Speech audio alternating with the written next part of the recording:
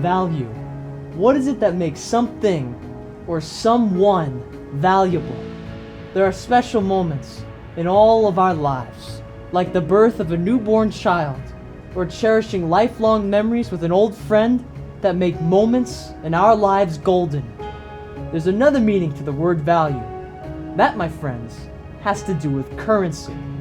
Throughout history, there have been several empires that have risen and fallen, which amassed great financial prosperity. What would you do if you were transported back through the ages to any one of these great empires? Take Egypt, for example.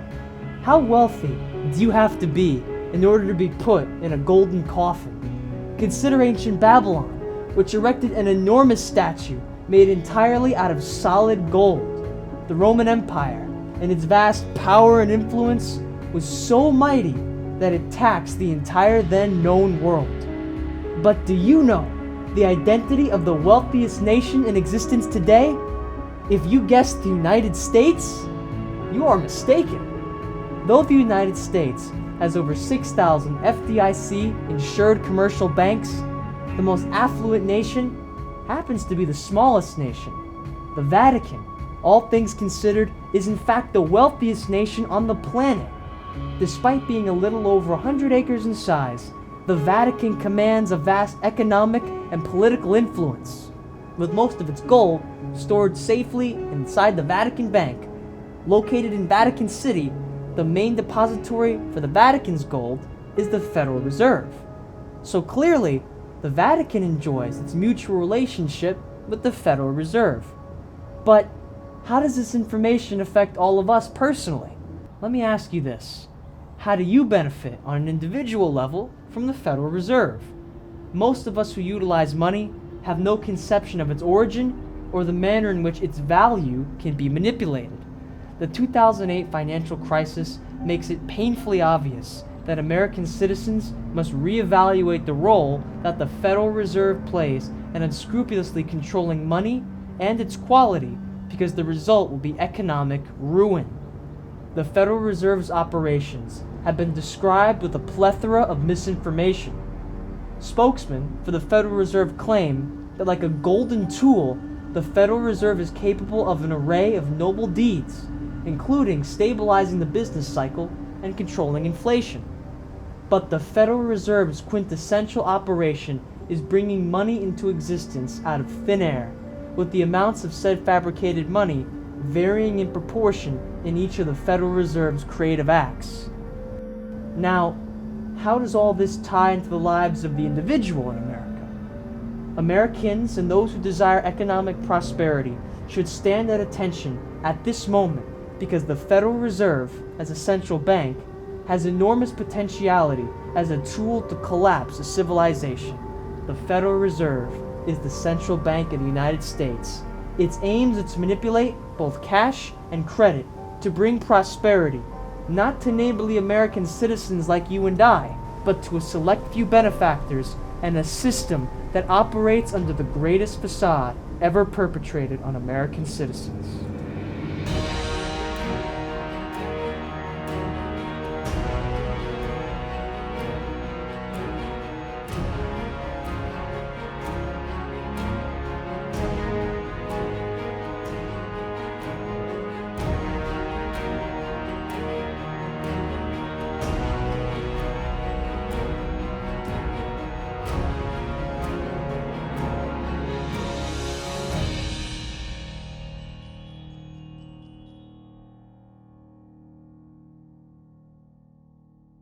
When was the last time you dwelt upon how the Federal Reserve operates?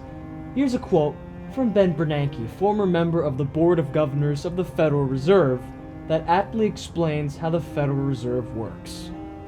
The US government has a technology called the printing press, or today, its electronic equivalent, that allows it to produce as many US dollars as it wishes at essentially no cost.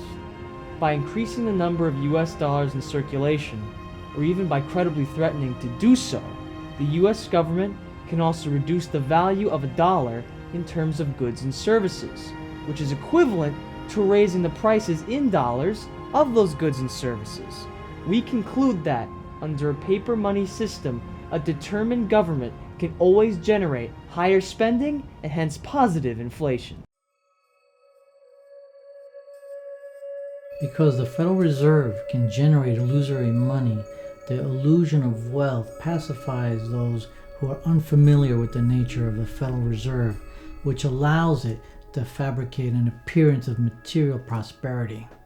This is prosperity in fantasy only, so it is a false sense of security which is no real protection at all. The United States government and the Federal Reserve have a signature response to economic crisis, namely soothing a so-called shortage of money. Alleviating money shortages does not solve the economic crisis because interest rates at zero and trillions of dollars being pushed into the economy actually make our economic problems worse across time and in the long run.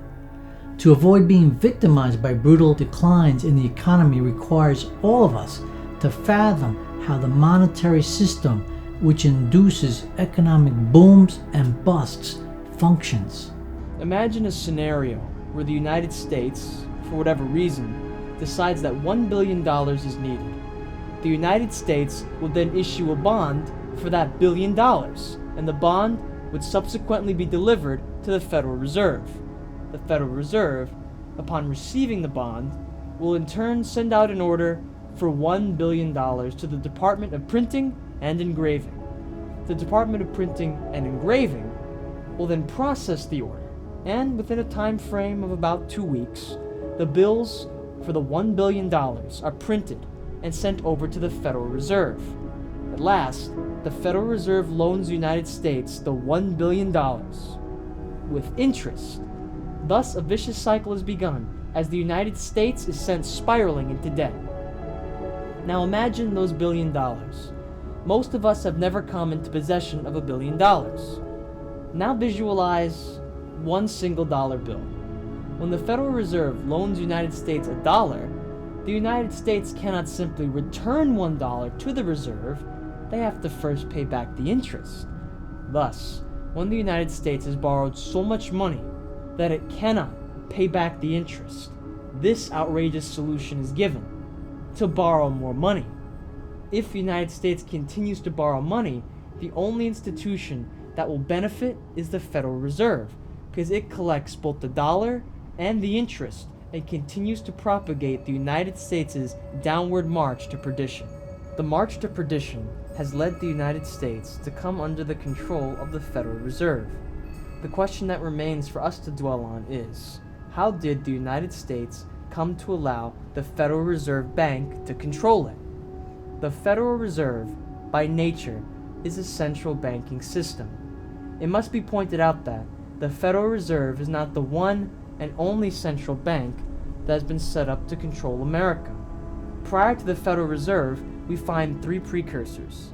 Each bank was originated by a different man, and yet each one had the same goal of dominating the economy of the United States of America. To understand the influence of the modern-day central bank, the Federal Reserve, an understanding of the history of the central banks is necessary.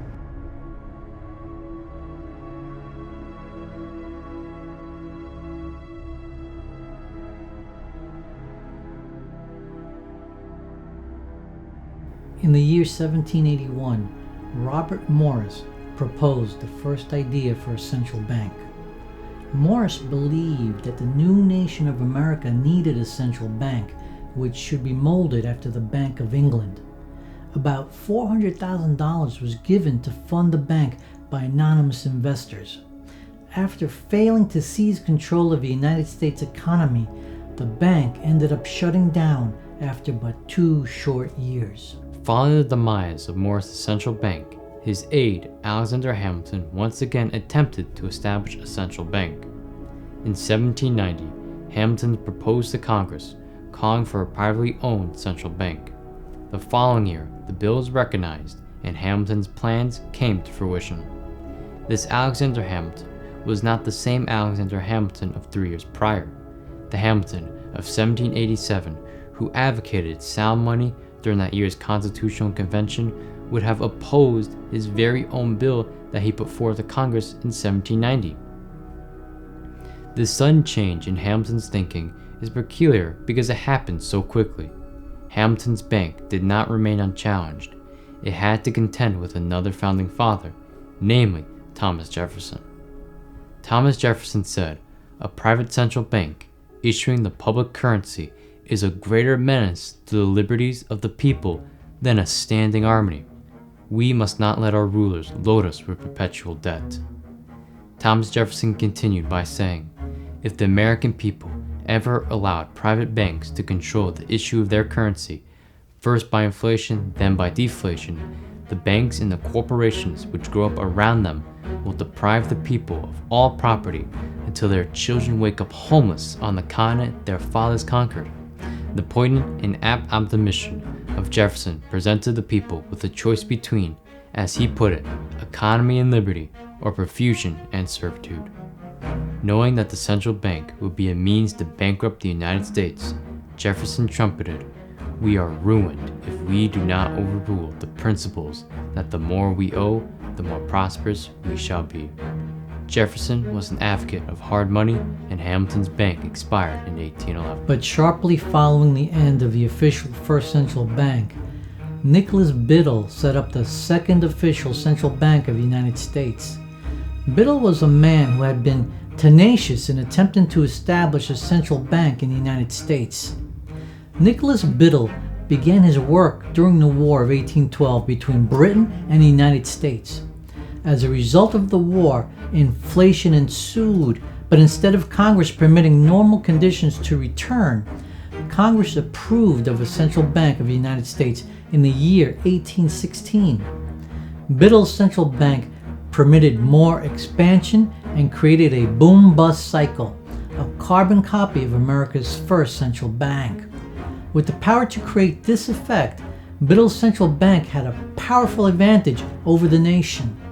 Congress was in his pocket, and he kept them under his influence by bribing them with money. As the boom-bust cycle continued, it led to the Panic of 1819.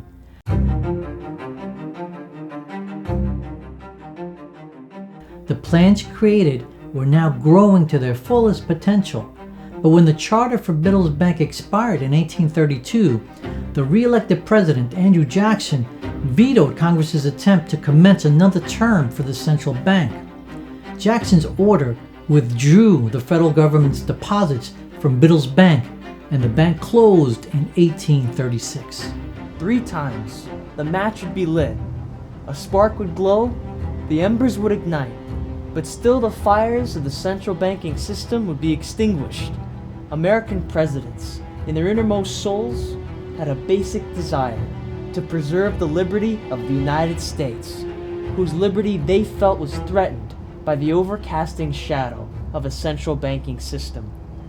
Despite continued efforts to quell the conflagration, America was swept into the firestorm by the Federal Reserve, the autocratic lender whom America the borrower would serve. To return to Thomas Paine's common sense, what business has a continent serving an island? On Jekyll Island, which is off the coast of Georgia, 7 men met together to conjure up a plan to put an end to the financial affluence and prosperity of America. These men were Paul Warburg, representing the Rothschild banking dynasty of Europe, Nelson Aldrich, and Frank Vanderlip, representing the Rockefellers, and lastly, Henry Davison, Charles Norton, and Benjamin Strong, representing J.P. Morgan. Joined under one influence and planning to destroy America, they created the central banking system that we now know as the Federal Reserve.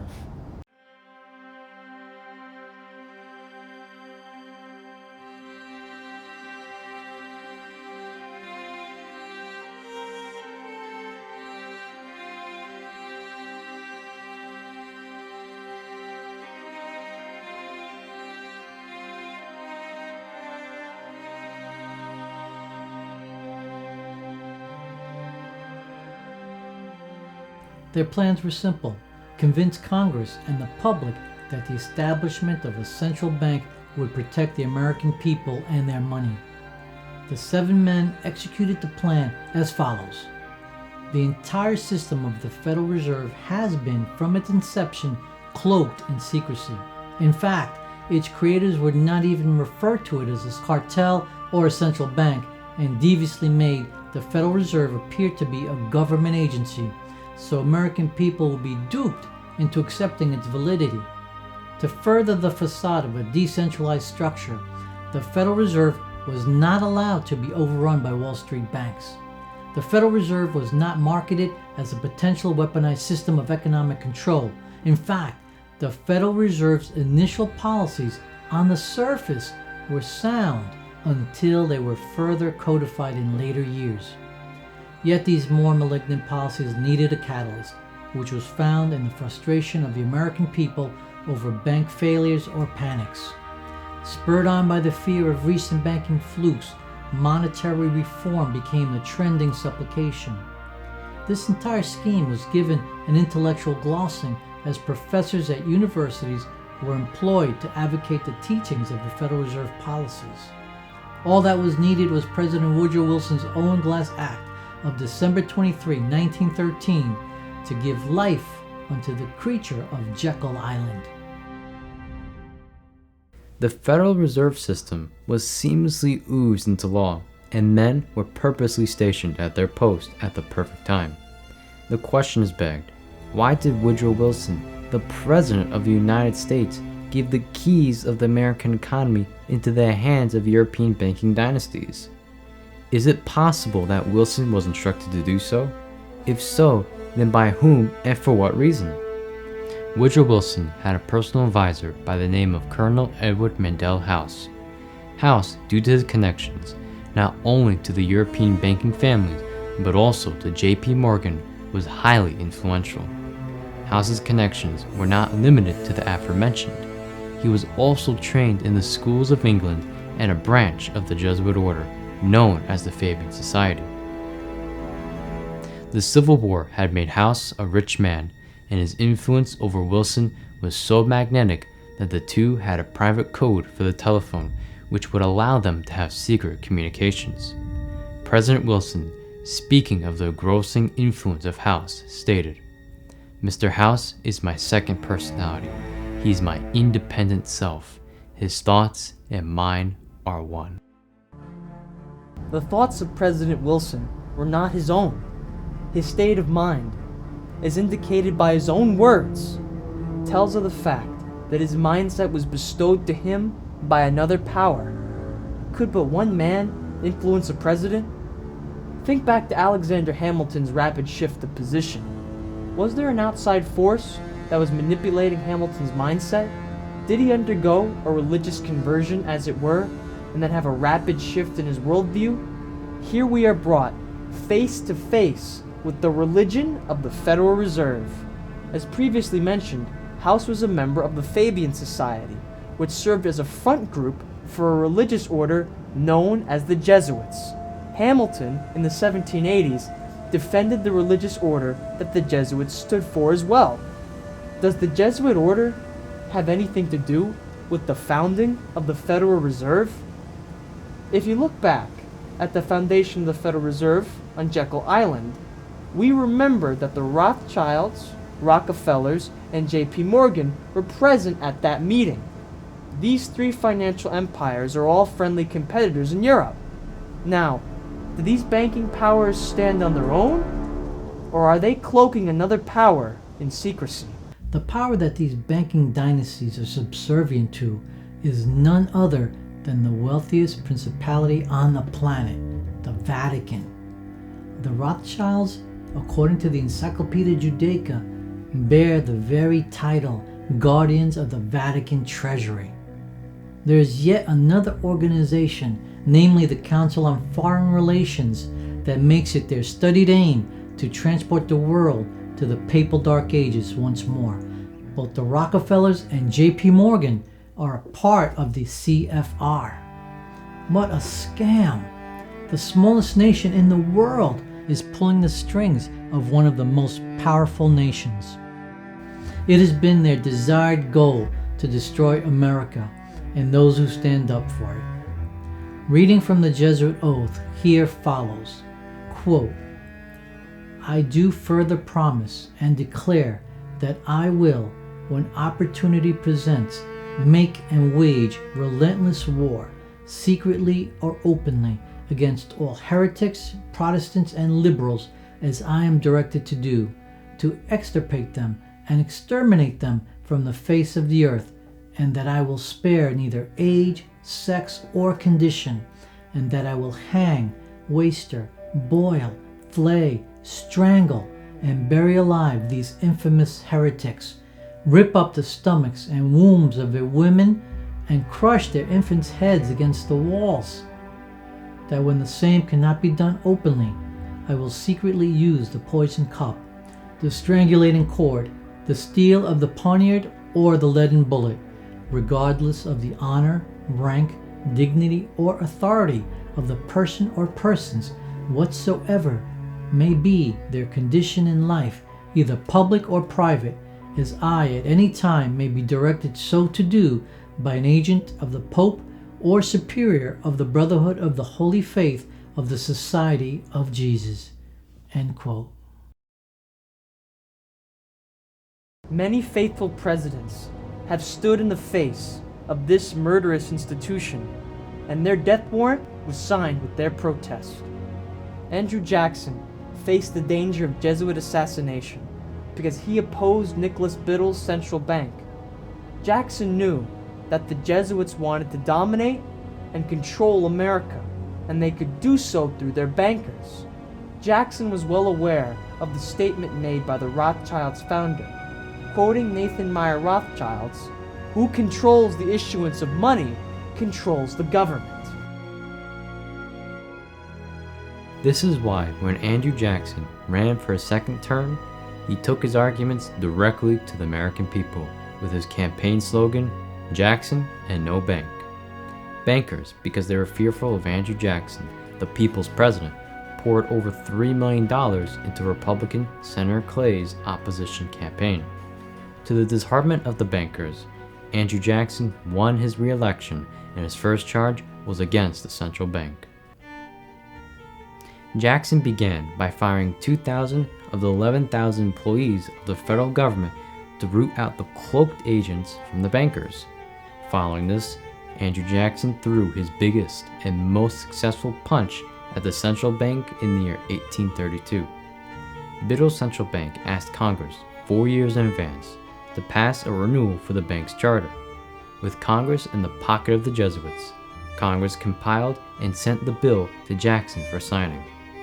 President Jackson vetoed the bill with the following words: "It is not our own citizens only who are to receive the boundary of our government.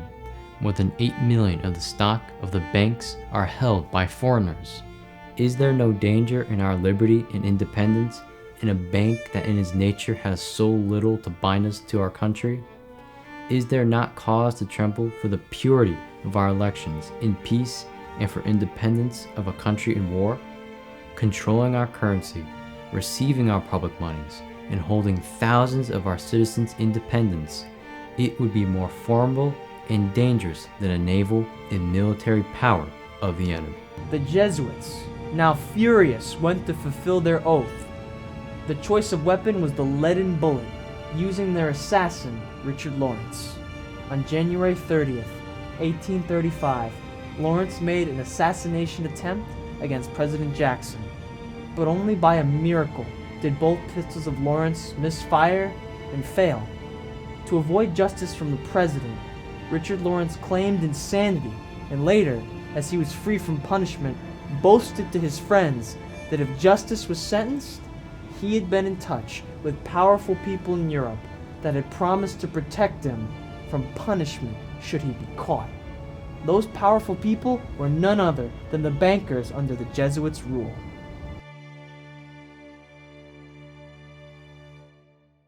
President Andrew Jackson knew that the battle against the central bank had not ended, but as he continued his presidency, he was able to pay off the United States' national debt without the central bank, and he went down in American history as the only president to pay off the nation's debt.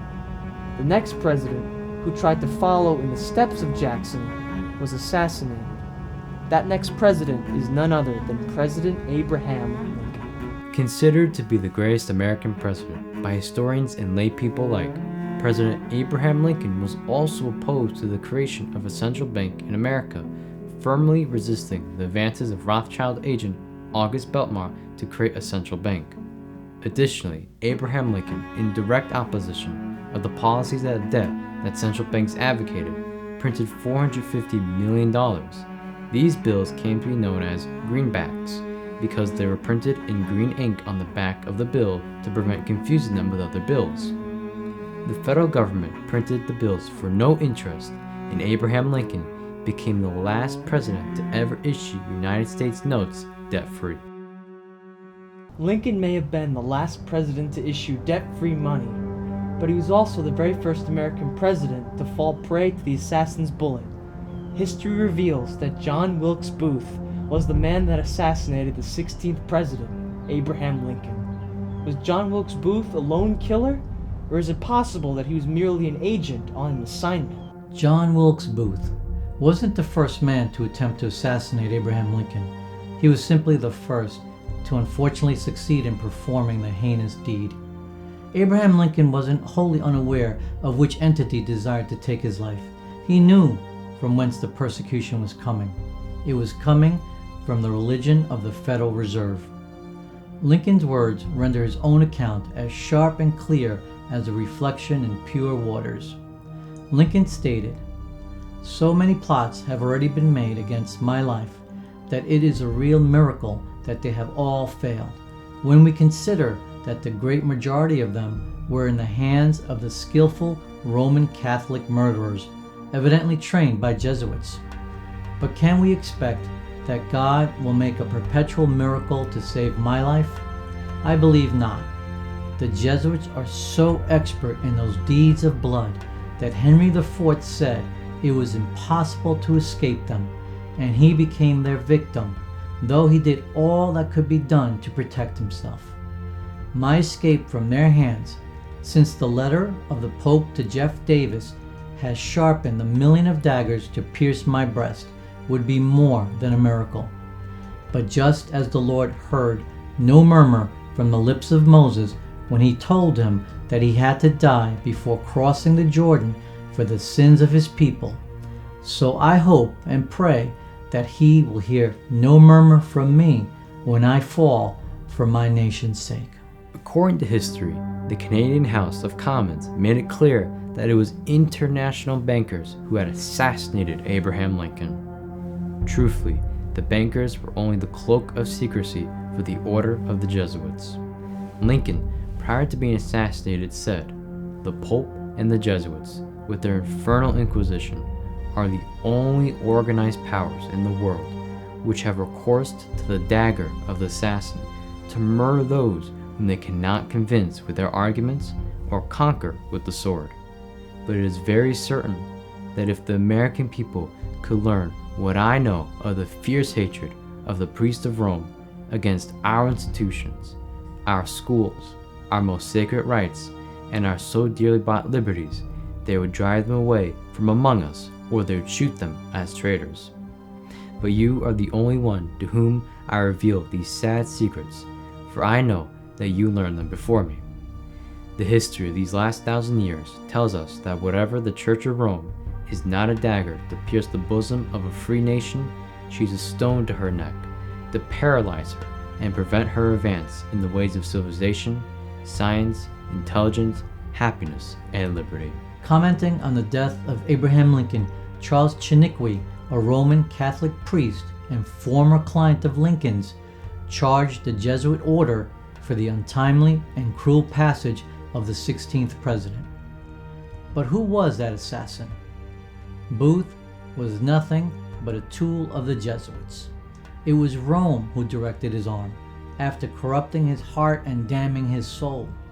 Abraham Lincoln was assassinated by the priests and the Jesuits of Rome.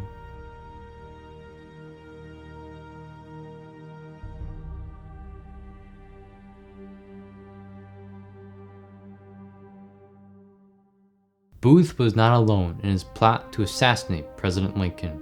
John Surratt, Booth's accomplice, fled to Montreal after the death of Lincoln. Lo and behold, John Surratt was found to be a member of the personal army of Pope Pius IX. Pope Pius IX declared himself and the institution for which he stands to be infallible. Compared to the pompous presumption of the Pope, hear the humility in the request of Abraham Lincoln. The only two favors I ask the Lord are, first, that I might die for the sacred cause in which I am engaged, that I am the standard bearer of the rights and liberties of my country. The second favor I ask of God is, that my dear son, Robert, when I am gone, will be one of those who lift up that flag of liberty which will cover my tomb, and will carry it with honor and fidelity to the end of his life, as his father did, surrounded by millions who will be called with him to fight and die for the defense and honor of our country. The loss that America keenly felt after President Abraham Lincoln's death was heartfelt. Grief did not meet its well-needed end in the 19th century, for the 20th century became the most blood-stained in all of human history. The religion of the Federal Reserve, the Jesuit order, has already proven itself willing to assassinate presidents who refused to flatter their criminal connivings. Abraham Lincoln sought to neutralize the central banking policies. Despite his efforts and his martyrdom, there are more men who still had to sacrifice their mortal life because of their opposition to the religion of the Federal Reserve. These men found themselves aboard a floating palace, a sarcophagus that would soon plunge into icy depths, never to return.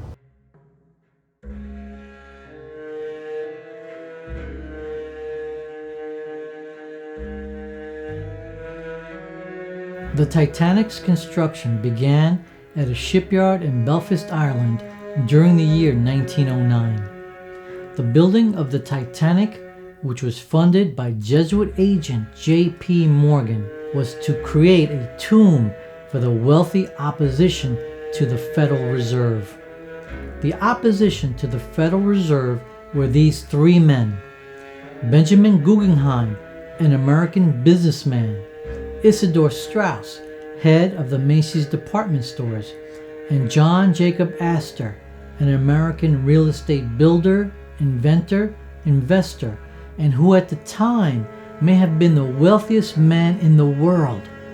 If the wealth of these men were combined and weighted using the dollar values of our day, they would have an estimated worth of nearly $11 billion at that time. Because these three men were critics of the Federal Reserve, and due to their financial prowess and ability to halt the progress of the Federal Reserve, these men ended up meeting their demise by sinking in the unsinkable ship. Edward Smith, the Titanic's captain, worked in co-partnership with Jesuit-influenced J.P. Morgan for years. Edward Smith, despite being a man with over 26 years of experience on northern Atlantic routes, was the man who would not only go down with the ship, but be the one to bring the ship to a sinking condition. Captain Edward Smith made contact with a priest by the name of Francis Brown, who disembarked at Queenstown, Ireland before the Titanic sank. It was likely that Captain Smith received the order to sink the Titanic from priest Francis Brown. Not only was the Titanic ill-equipped with safety materials like lifeboats, but when the Titanic needed to send up a red distress flare, a white party flare was sent up instead.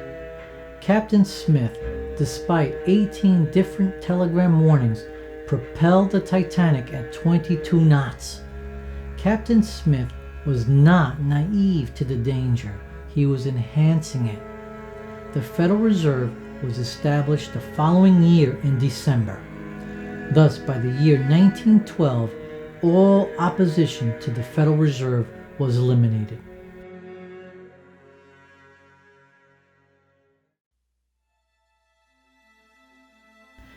Former Congressman Ron Paul wisely pointed out, it is no coincidence that the century of total war coincided with the century of central banking. The Federal Reserve became a war-funding machine whose engine output a total of 2 world wars where millions perished. Ponder that statement. The Federal Reserve's millions of dollars printed translated into millions of lives lost. The Federal Reserve's capability to inflate currency, create both money and credit out of nothing, and its ability to operate under a cloak of secrecy resulted in wars that were rife in bloodshed and catastrophe. Pandemonium ensues from the Federal Reserve's unstable doctrine of inflation, making it easy for authoritarians to flourish in the chaotic environment. Thus, we have the most blood-stained century in history. Bring back to your memory that the Federal Reserve has a religion, namely the Roman Catholic religion. Consider the words of French historian Edmond Paris. One may say quite specifically that in 1914, the Roman Catholic Church started the series of hellish wars. It was then that the tribute of blood, which she has always taken from the peoples, began to swell into a veritable torrent. Consider the words of another historian, F. Paul Peterson. The Pope was just as much in the Second World War as was Hitler and Catholic Mussolini, and therefore just as guilty of the murder of 6 million Jews. In fact, popes have been in or instigated most, if not all, the European wars down through the centuries. Additionally, according to historian Avril Manhattan, the whole Vatican-Hitler bargain had been conducted in secret before Hitler became Chancellor of Germany in January 1933. In June of the same year, Hitler and the Vatican signed a Concordat under terms of which the Church swore allegiance to the Nazi regime. Soon afterwards, Catholic von von Papen, the second in command to Hitler, but the essence of the Hitler-Vatican alliance varies succinctly in these words. The Third Reich, he said, is the first power which not only recognizes but puts into practice the high principles of the papacy. One shudders at the horrendous nature of the laws that were put into places in dystopias like Nazi Germany. However, we find that these laws could not have been enforced had it not been for the power of central banking systems. Meyer Rothschild said, "Let me issue and control a nation's money, and I care not who writes the laws." When we look back into history, at the end of World War I, we find that the religious order of the Federal Reserve, the Jesuits, created another front group called the Councils on Foreign Relations, or the CFR. J.P. Morgan initially monopolized the CFR, but later the Rockefellers commanded the CFR. Ultimately, these are all cloaks of secrecy because each of these entities is a front group for the Vatican. The same Vatican ushered in the century of central banking and the century of war.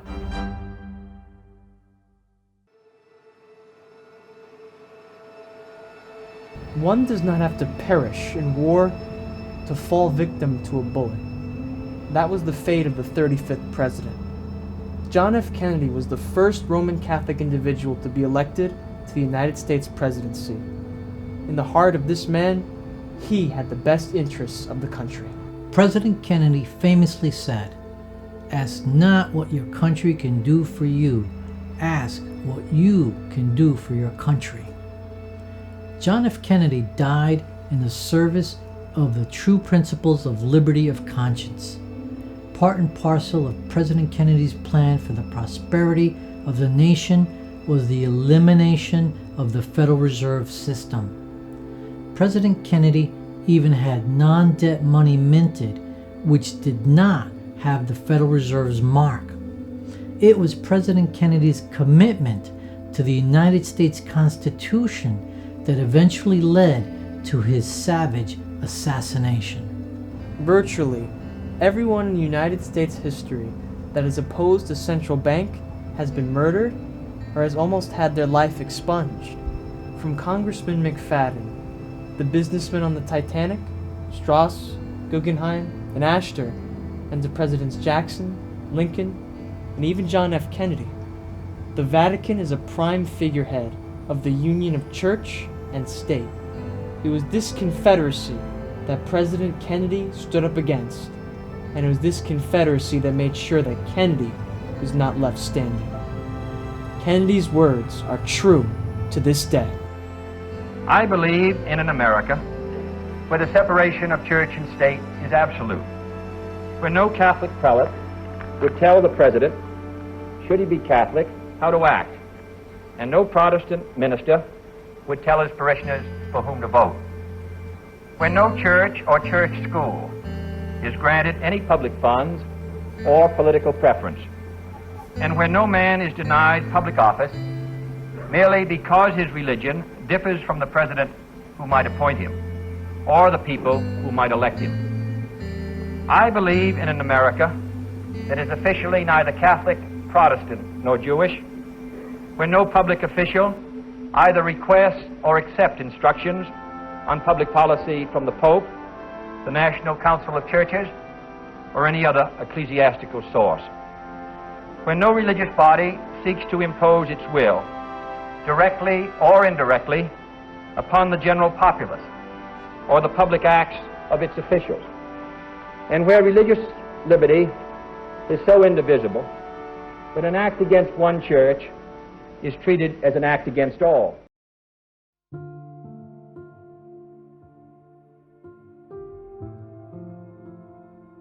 President John F. Kennedy was a valuable president whose work was cut short by the Jesuits of Rome. The power of the Catholic Church can hardly be overstated. Once again, here are the words of historian Avro Manhattan.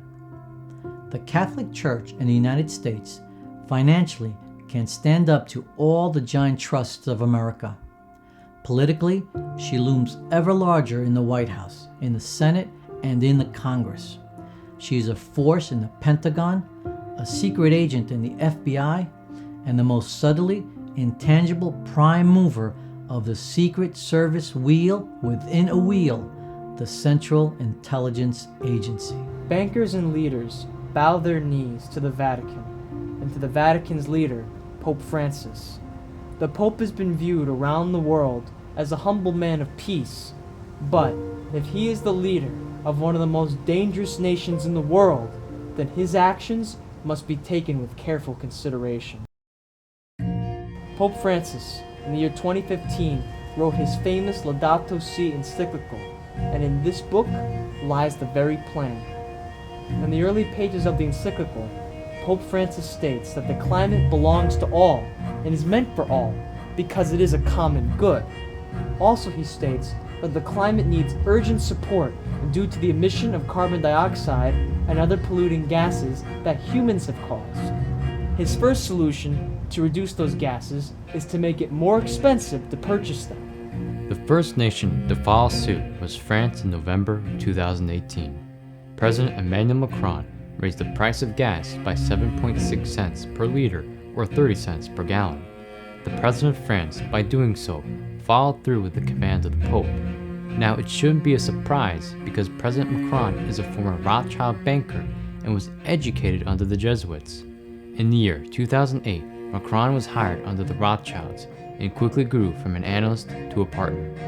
2 years later, Macron began his campaign to run for president and subsequently earned the nickname the Candidate of the Rothschild.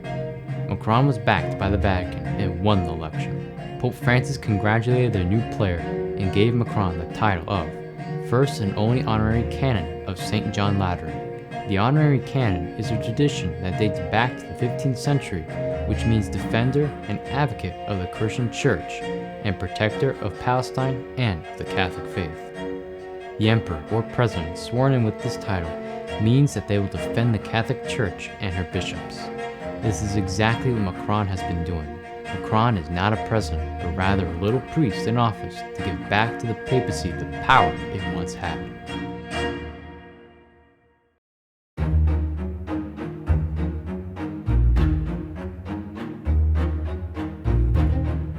This union that France and the papacy are meddling with is a copy of the relationship they had right before the French Revolution. The French Revolution culminated in the year 1798 from the burdened middle and lower classes, while the heavy taxes by the civil authorities and by the clergy fell upon the broken shoulders of the classes. The Jesuits alone flourished in a decaying nation which ruled with dreadful tyranny over churches, schools, and prisons. And all at once, the state was financially embarrassed, and the people exasperated, and it needed no prophet's eye to foresee a terrible, impending outbreak. The French Revolution broke out, and thousands fell by the sword, and blood filled the streets of France. But what was the cause? The adherence to the Pope's orders. Then what will be the outcome if nations listen now? The same pandemonium that happened in France during the French Revolution, and what is currently happening with the Yellow Vests, riots and death.